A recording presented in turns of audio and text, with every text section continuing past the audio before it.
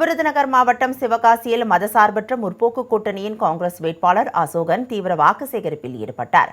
காக்கிவாடான்பட்டியில் உள்ள பகுதிகளில் தீவிர பரப்புரை மேற்கொண்ட அவர் தற்காலிகமாக தடை செய்யப்பட்ட 254 பட்டாசு தொழிற்சாலைகள் மீண்டும் இயங்குவதற்கு தான் அனுமதி வாங்கி தந்துள்ளதால் கை சின்னத்தில் வாக்களித்து தன்னை வெற்றி பெற செய்யுங்கள் என கேட்டுக்கொண்டார்.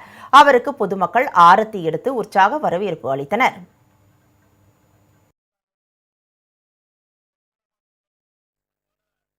தாய்மார்களுக்கு என்னென்ன பிரச்சனை இருக்கோ அதை எல்லாமே நம்ம தளபதி ஸ்டாலின் ஐயா அதை தீர்த்து வச்சுக்கிட்டு இருக்காங்க. உங்களுக்கு அதே மாதிரி இந்த 8000 ரூபாய் டோக்கனு நம்ம இஷ்டம். ஏன்னா எடப்பாடி என்ன சொல்றாரு, இது கமிஷனுக்காக. கமிஷன் எப்படி வரும்? நீங்க 8000 ரூபாய் டோக்கன் உங்கள்கிட்ட கொடுக்குறோம். அந்த டோக்கனை நீங்க போய் எந்த கடையிலனாலும் போய் வாங்கி அந்த குறிப்பிட்ட ஒரு 6 பொருள் சொல்லி அதை எதுனாலும் உங்களுக்கு வேண்டிய பொருள் வாங்கிக்கலாம். இல்லை உங்க பழைய பொருளை கொடுத்து எக்ஸ்சேஞ்ச் ஆஃபர்லேயும் வாங்கிக்கலாம். ஸோ அப்படி இருக்கும்போது எந்த விதமான கமிஷன் அதில் வராது, டைரெக்டாக வந்துடும். அதனால எல்லாரும் மறக்காம 23ஆம் தேதி கை சின்னத்துக்கு வாக்களித்து